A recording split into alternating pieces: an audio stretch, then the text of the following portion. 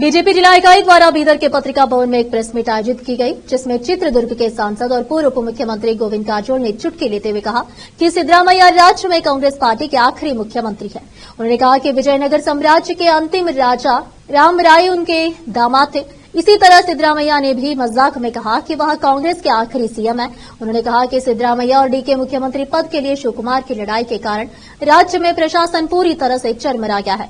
मुख्यमंत्री बनने के लिए डीके शिवकुमार 2 साल से कोशिश कर रहे हैं। सिद्धरामैया के समर्थक लगातार इस बात को लेकर संघर्ष कर रहे हैं कि उन्हें सीएम नहीं बनना चाहिए। उन्होंने आरोप लगाया कि दोनों के झगड़े के कारण राज्य में शासन व्यवस्था चरमरा गई है।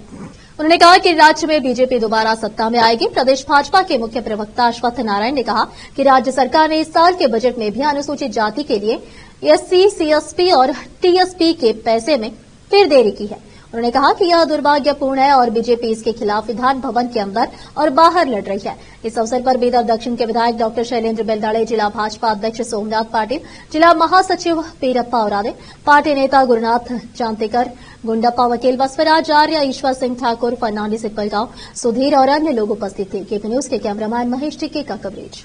अधिक जानकारी के लिए केपी न्यूज 24/7 को लाइक, शेयर और सब्सक्राइब जरूर करें। सिद्धरामैया सरकार अधिकार ಬಂದ ಮೇಲೆ ಒಂದೇ ₹1 ಅಭಿವೃದ್ಧಿ ಕೆಲಸ ಕಾರ್ಯಗಳಿಗೆ ಅನುದಾನ ನೀಡಿಲ್ಲ, ಹೊಸ ಕಾಮಗಾರಿ ಮಂಜೂರು ಮಾಡಿಲ್ಲ. ಅದಕ್ಕೆ ನಾನು ಸಿದ್ದರಾಮಯ್ಯನವರ ಸರ್ಕಾರಕ್ಕೆ ಆಗ್ರಹ ಮಾಡ್ತೇನೆ.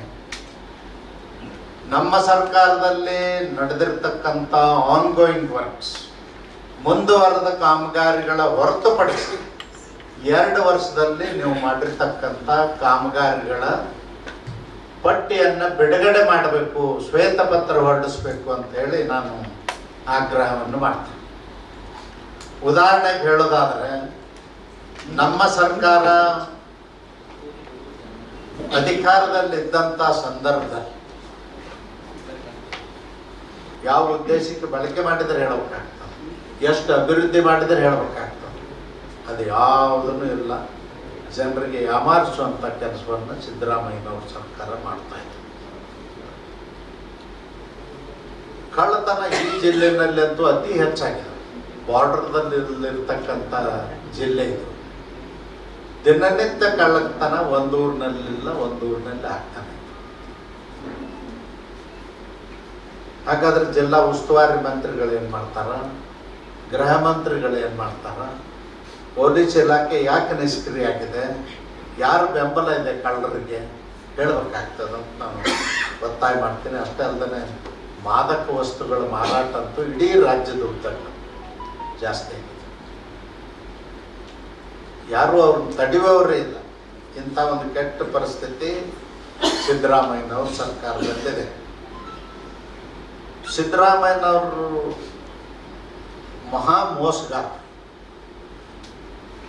ಏನಾದರೂ ಒಂದು ವಿಷಯ ಬಂದರೆ ಅದನ್ನು ಟ್ವಿಸ್ಟ್ ಮಾಡಿ ಜನರಿಗೆ ಮೋಸ ಮಾಡುವಂಥ ರೀತಿಯಲ್ಲಿ ಹೇಳಿಕೆಗಳನ್ನು ಕೊಡ್ತಾರೆ. ಕಾಂಗ್ರೆಸ್ನವರು ಅದರಲ್ಲಿ ನಿಸ್ಸೀಮರು. ಕಾಂಗ್ರೆಸ್ಸು ಅಕಸ್ಮಾತ್ ಇವತ್ತೇನಾದರೂ ಚುನಾವಣೆಗೆ ಹೋದ್ರೆ ರಾಜ್ಯದಲ್ಲಿ 20 ಸೀಟು ಬರೋದಿಲ್ಲ.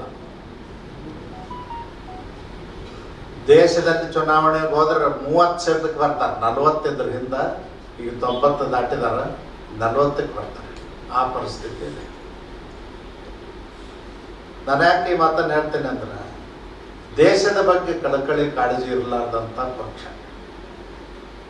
ನೀವು ನೋಡ್ತಾ ಇದ್ದೀರಿ ದಿನನಿತ್ಯ ಏನೇನು ಹಗರಣಗಳು ಆಗ್ತಾ ಇದ್ದಾವಂತ, ಏನೇನು ಮಾಡಿದಾರಂತ ಹೇಳಿ. ಅದಕ್ಕೆ ಹೇಳಿದ್ರು, ನಮ್ಮ ಕಳೆದ ಅಧಿವೇಶನ ನಡೆದಂಥ ಸಂದರ್ಭದಲ್ಲಿ ಅಮಿತ್ ಶಾ ಅವರು ಅಂಬೇಡ್ಕರ್ಗೆ ಅವಮಾನ ಮಾಡಿದರು ಅಂತ. ಅಂಬೇಡ್ಕರ್ಗೆ ಅವಮಾನ ಅಮಿತ್ ಶಾ ಅವರು ಮಾಡಲಿಲ್ಲ. ಅಮಿತ್ ಶಾ ಅವರು ರಾಜ್ಯಸಭೆಯಲ್ಲಿ ಉತ್ತರ ಕೊಡಬೇಕಾದ್ರೆ, ಭಾಷಣ ಮಾಡಬೇಕಾದ್ರೆ ಹೇಳಿದರು, ನೀವು ಡಾಕ್ಟರ್ ಬಾಬಾ ಸಾಹೇಬ್ ಅಂಬೇಡ್ಕರ್ಗೆ ಮೊದಲನೇ ಚುನಾವಣೆ 1952ರಲ್ಲಿ ಸೋಲಿಸಿ ಅವಮಾನಿಸಿ ಸಂಭ್ರಮ ಆಚರಿಸಿದ್ರಿ.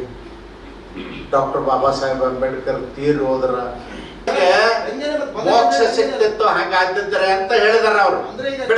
ಬಿಟ್ಬಿಡಿ, ವಿವಾದ ಬೇಡ. ನಾನು ಹೇಳಿದ್ದು, ನಿಮಗಿಂತಲೂ ಹೆಚ್ಚು ಬಾಬಾನ ಬಗ್ಗೆ ಅಭಿಮಾನ ಇರ್ತಕ್ಕಂಥವ್ರು, ಆ ಜಾತಿ ಒಳಗೆ ಹುಟ್ಟಿದವ ನಾನು. ನೀವು ಅದಕ್ಕೆ ಏನಾದರೂ ವ್ಯಂಗ್ಯ ಮಾತಾಡ್ಬೇಡಿ, ವ್ಯಂಗ್ಯ ಮಾತಾಡ್ಬೇಡಿ, ವ್ಯಂಗ್ಯ ಮಾತಾಡ್ಬೇಡಿ. ಸರಿಯಲ್ಲ, ಸರಿಯಲ್ಲ. ನಾ ಹೇಳೋದು ಕೇಳಿ ಹೇಳಿದ್ರು ಆಯ್ತು. ನಾನು ಕೇಳ್ತೇನೆ, ಹಂಗಾರೆ ಡಾಕ್ಟರ್ ಬಾಬಾ ಸಾಹೇಬ್ ಅಂಬೇಡ್ಕರ್ನ ಒಬ್ಬ ಸಾಮಾನ್ಯ ಮನುಷ್ಯನ ನಿಲ್ಲಿಸಿ ಸೋರಿಸಿ ಅವಮಾನ ಮಾಡಿದ್ರಲ್ಲ, ಅದಕ್ಕಿಂತಲೂ ಕೆಟ್ಟದು ಅವ್ರು ಸತ್ತಾಗ ದೆಹಲಿ ಒಳಗೆ 6 ಅಡಿ 3 ಅಡಿ ಜಾಗ ಕೊಡ್ಲಿಲ್ಲಲ್ಲ. ನೆಹರು ಮನೆತನದವ್ರಿಗೆ 100 ಎಕರೆ ಕೊಟ್ಟಾರ ಒಬ್ಬೊಬ್ರು ಸಮಾಧಿಗೆ. ಅದಕ್ಕೇನು ಉತ್ತರ ಹೇಳ್ತೀರಿ? ಅದನ್ನ ಬರ್ರಿ, ನಾ ಹೇಳಿದ್ದೀನಿ ಬರ್ರಿ ಬರ್ರಿ. ಅಲ್ಲ, ಬಾಬಾ ಸಾಹೇಬರಿಗೆ ಗೌರವ ಕೊಟ್ಟಷ್ಟು ಭಾರತೀಯ ಜನತಾ ಪಕ್ಷ ಆಗ್ಲಿ ಸುರಕ್ಕೆ ನೀವು ಯಾಕೆ ಅವಸರ ಮಾಡ್ತೀರಿ? ನಾ ಎಲ್ಲಿ ಹೋಗುದಿಲ್ಲ. 2 ವರ್ಷದಲ್ಲಿ ಒಂದೇ ₹1 ಅಭಿವೃದ್ಧಿ ಕೆಲಸಗಾರರನ್ನ ಮಂಜೂರು ಮಾಡಿಲ್ಲ.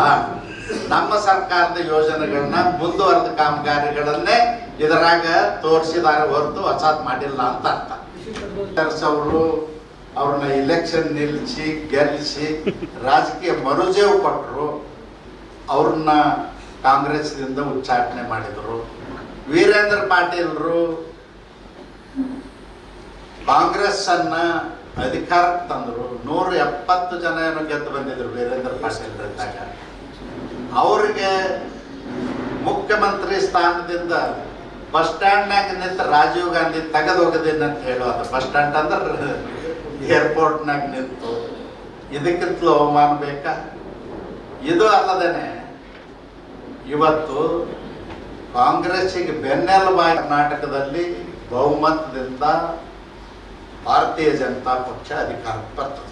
ಮುಂದಿನ ದಿನಮಾನಗಳು ಎಲ್ಲ ಮುಂದಿನ ದಿನಮಾನಗಳು ಈಗ ಹಂಗೆ ಚುನಾವಣೆ ಆದ್ಮೇಲೆ, ಲೋಕಸಭೆ ಚುನಾವಣೆ ಆಗಿ ಇನ್ನೂ 1 ವರ್ಷ ಆಗಿಲ್ಲ, 7-8 ತಿಂಗಳಾಯ್ತು.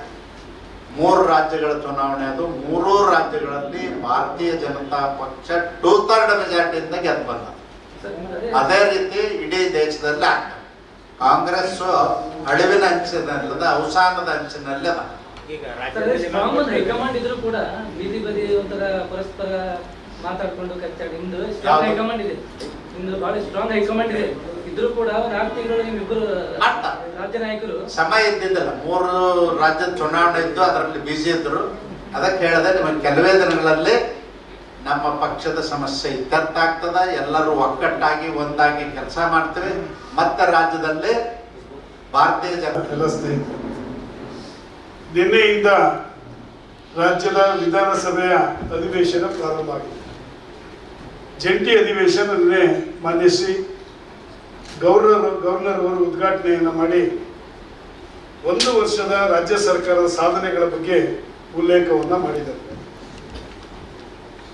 ಇವರ ರಾಜ್ಯ ಸರ್ಕಾರದ ಸಾಧನೆಗಳ ಬಗ್ಗೆ ನಾನು ನನ್ನ ಸರ್ಕಾರ ಅಂತ ಹೇಳುವಂಥದ್ದು ಒಂದು ಸಹಜವಾದಂಥ ಒಂದು ಪದ್ಧತಿ. ಅದು ನನ್ನ ಸರ್ಕಾರ ಮಾಡಿರ್ತಕ್ಕಂಥ ಸಾಧನೆ ಈ ರೀತಿ ಹೇಳೋದು. ಅಂದರೆ ಸಿದ್ದರಾಮಯ್ಯನವರು ಏನೋ ಸಾಧನೆಯನ್ನು ಮಾಡದೆ ಕೇಂದ್ರ ಸರ್ಕಾರದ ಯೋಜನೆಗಳನ್ನು ಮುದ್ರಣ ಮಾಡಿ ಮಾನ್ಯ ರಾಜ್ಯಪಾಲರ ಬಾಯಿಂದ ಓದಿಸಿರ್ತಕ್ಕಂಥದ್ದು ಒಂದು ರೀತಿ ರಾಜ್ಯ ಸರ್ಕಾರದ ಹಾಸ್ಯಾಸ್ಪದವಾಗಿ ಕಾಣ್ತಾ ಇದೆ. ತಮಗೆಲ್ಲ ಗೊತ್ತಿರಬೇಕು, ಮಂತ್ರಿಗಳ ಖಾತೆಗೆ ಕಿತ್ತಾಡ್ತಾರೆ. ನನಗೆ ನೀರಾವರಿ ಬೇಕು, ನನಗೆ PWD ಬೇಕು, RDPR ಬೇಕು ಅಂತೇಳಿ. ಆದರೆ ಈ ರಾಜ್ಯದ PWD ಮಿನಿಸ್ಟ್ರು ನನಗೆ ಮಂತ್ರಿಗಿರಿ ಬೇಡ, ರಾಜ್ಯದ ಅಧ್ಯಕ್ಷ ಸ್ಥಾನ, KPCC ಅಧ್ಯಕ್ಷ ಸ್ಥಾನ ಕೊಡಿ ಅಂತ ಕೇಳ್ತಾ ಇದ್ದಾರೆ. ಅಂದರೆ PWD ಖಾತೆ ಕಿಮ್ಮತ್ತು ಎಷ್ಟು ಮಟ್ಟಿಗೆ ಕಳ್ಕೊಂಡಿದೆ ಅನ್ನತಕ್ಕಂಥದ್ದು ಗೊತ್ತಾಗುತ್ತೆ. ಅಂದರೆ ನನಗೇನೂ ಕೆಲಸ ಇಲ್ಲ ಆ ಖಾತೆಯಲ್ಲಿ, ನನಗೆ KPCC ಪ್ರೆಸಿಡೆಂಟ್ ಮಾಡಿ ಅನ್ನೋ ಮಟ್ಟಿಗೆ ಬಂದಿದೆ. ಅಂದರೆ ಯಾವುದೇ ಹೊಸ ಯೋಜನೆಗಳನ್ನು ಇದುವರೆಗೂ ಸಹ ಈ ರಾಜ್ಯದ PWD minister is one of the important portfolio in Karnataka. ಬಹಳ ಪ್ರಮುಖವಾಗಿರ್ತಕ್ಕಂಥ ಜವಾಬ್ದಾರಿಯ ಇಲಾಖೆ. ಮಾನ್ಯ ಗೋವಿಂದ ಕಾರಜೋಳ ಅವರು ಆ ಇಲಾಖೆಯ ಸಚಿವರಾಗಿ, ನೀರಾವರಿ ಇಲಾಖೆಯ ಸಚಿವರಾಗಿ, ಸಮಾಜ ಕಲ್ಯಾಣ ಇಲಾಖೆ ಸಚಿವರಾಗಿ ಕೆಲಸ ಮಾಡಿದ್ರು. ಆ ಇಲಾಖೆಯಲ್ಲಿ ಎಷ್ಟು ಎಫೆಕ್ಟಿವ್ ಆಗಿ ಕೆಲಸ ಮಾಡ್ತಕ್ಕಂಥದ್ದು ಅನ್ನೋಂಥದ್ದನ್ನ ಮಾನ್ಯ ಗೋವಿಂದ ಕಾರಜೋಳ ತೋರಿಸ್ಕೊಟ್ಟಿದ್ದಾರೆ. ಅಂದರೆ PWD ಮಿನಿಸ್ಟರ್ ನನಗೆ ಖಾತೆನೇ ಬೇಡ, KPCC ಪ್ರೆಸಿಡೆಂಟ್ ಮಾಡಿ ಅನ್ನೋ ಮಟ್ಟಿಗೆ ಕೊಟ್ಟಿದ್ದಾರೆ. ಅಂದರೆ ಈ ಸರ್ಕಾರದಲ್ಲಿ ಸಾಧನೆಗಳು ಅನ್ನತಕ್ಕಂಥದ್ದು ಏನೂ ಇಲ್ಲ.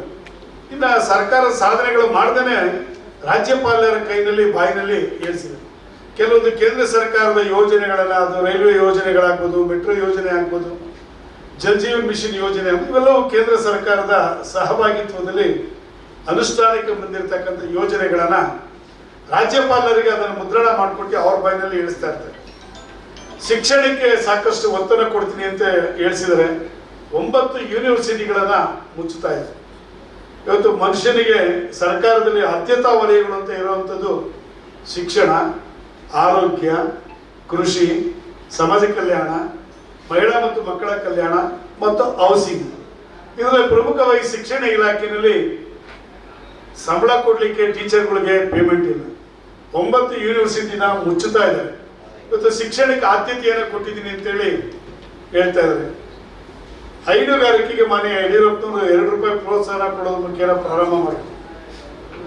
ಸಂಕಷ್ಟ ಕಾಲದಲ್ಲಿ ಮಹಿಳೆ ಸ್ವಾವಲಂಬಿಯಾಗಿ ಬದುಕಬೇಕು ಅಂತೇಳಿ ಹಸು ತಗೊಳ್ಳೋದಿಕ್ಕೆ, ಎಮ್ಮೆ ತಗೊಳ್ಳೋದಿಕ್ಕೆ ದುಡ್ಡನ್ನ ಕೊಡ್ತಾರೆ. ಆ ಎಲ್ಲ ಯೋಜನೆಗಳನ್ನ ಸ್ಟಾಪ್ ಮಾಡಿ ಇವತ್ತು ಇದು ಹೈನುಗಾರಿಕೆ ಬಗ್ಗೆ ಸುಳ್ಳುಗಳನ್ನ ಮಾನ್ಯ ಗವರ್ನರ್ ಕೈನಲ್ಲಿ ಹೇಳಿಸ್ತಾ ಇದ್ರು. ಆದರೆ ಕರ್ನಾಟಕ ಒಂದು ಮಾದರಿ ಅಭಿವೃದ್ಧಿ ಅನ್ನತಕ್ಕಂಥದ್ದನ್ನ ಯಾವುದೋ ಒಂದು ರಿಪೋರ್ಟ್ ಮೇಲೆ ನಮ್ಮ ಕರ್ನಾಟಕ ಮಾದರಿ ಅಭಿವೃದ್ಧಿ ಆಗಿದೆ ಅನ್ನತಕ್ಕಂಥದ್ದನ್ನ ಗವರ್ನರ್ ಬೈದು ಹೇಳಿದ್ರು. ನಮ್ಮ ಸರ್ಕಾರದ ಅವಧಿನಲ್ಲಿ, ಅದು ಯಡಿಯೂರಪ್ಪನವರ ಸರ್ಕಾರದ ಅವಧಿ, ಬಸವರಾಜ ಬೊಮ್ಮಾಯಿರವರ ಸರ್ಕಾರದ ಅವಧಿನಲ್ಲಿ ಆದಂತ ಯೋಜನೆಗಳು ಇವತ್ತು ಅನುಷ್ಠಾನಕ್ಕೆ ಬರ್ತಾ ಇರೋದ್ರಿಂದ ಕರ್ನಾಟಕ ಒಂದು ಮಾದರಿ ಕರ್ನಾಟಕವಾಗಿ ಇಡೀ ದೇಶದಲ್ಲಿ ರೂಪುಗೊಳ್ಳುತ್ತದೆ. ಅದನ್ನ ಬಿಜೆಪಿ ಸರ್ಕಾರದ ಅವಧಿನಲ್ಲಿ ಮಾಡಿದಂಥ ಸಾಧನೆಗಳನ್ನ ನನ್ನ ಸರ್ಕಾರ ಮಾಡಿದ್ರು ಅಂತೇಳಿ ಗವರ್ನರ್ ಬಾಯಿನಲ್ಲಿ ಮುಖ್ಯಮಂತ್ರಿಗಳು ಹೇಳಿಸ್ತಾರೆ. ಅದು ಯಾವ ಲೆಕ್ಕದಲ್ಲಿ ಹೇಳಿಸ್ತಾ ಇದ್ದಾರೋ ಗೊತ್ತಾಗ್ತದೆ.